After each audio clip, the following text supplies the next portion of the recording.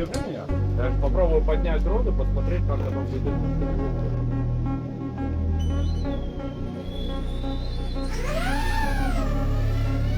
Это реально ноги не держат.